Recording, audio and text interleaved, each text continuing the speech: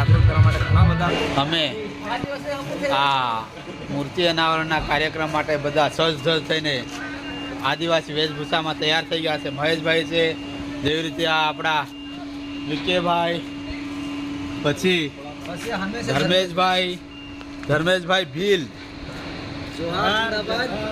તેમજ આપણા દિલીપભાઈ ડામોર, જેઓ હર હંમેશ આદિવાસીઓ માટે તત્પર રહે છે અને આદિવાસીઓના સર્વાંગી વિકાસ માટે હંમેશા મહેનત કરતા હોય એવા દિલીપભાઈ, ધર્મેશભાઈ તેમજ મહેશભાઈ, આદિવાસી પૂરી ટીમ અહીંયા તૈયાર થઈ ગઈ છે અને હાલ પ્રોગ્રામના સ્થળ પર જવા માટે રવાના થઈ રહી. જોહાર સાથીઓ, ફાઇનલી અમે સ્થળ પર પહોંચી ગયા છીએ અને તો આપણા રાકેશભાઈની ચેનલમાં હાર્દિક જોહાર અને આપણા વિકેભાઈ આપણા રાકેશભાઈની ચેનલ માટે શું કહેવા આરપી જોહાર ચેનલ માટે શું કહેવા માંગે છો વિકેભાઈ? ચેનલ માટે તો રાકેશભાઈ માટે મારે ઘણું બધું કહેવું છે કે આપણા રાકેશભાઈ આપણા આદિવાસી સમાજને જાગૃત કરવા માટે ઘણા બધા કાર્ય કરી રહ્યા છે. ઘણા બધા એવા મતલબ કાર્યક્રમોમાં જાય છે અને તમારા સુધી પહોંચાડે છે કે તમે તમારા સુધી જ્ઞાન પહોંચે. આપણા આદિવાસી સમાજના હર રીતિ રિવાજથી માંડીને હર પ્રોગ્રામના તમારા સુધી પહોંચાડે છે આ ચેનલ દ્વારા.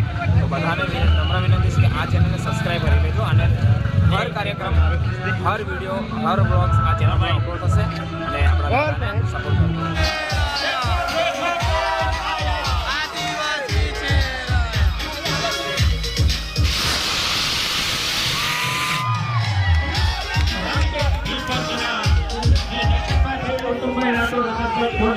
અને 2 વર્ષની જરૂરિયાતના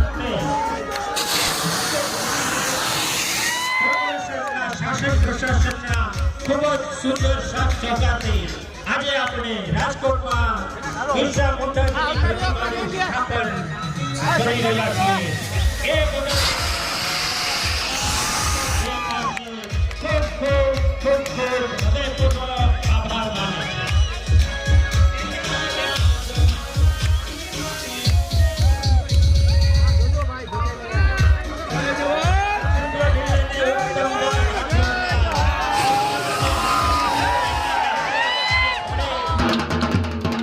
આપણે આપણા કાર્યક્રમની શરૂઆત કરવા જઈ રહ્યા છીએ.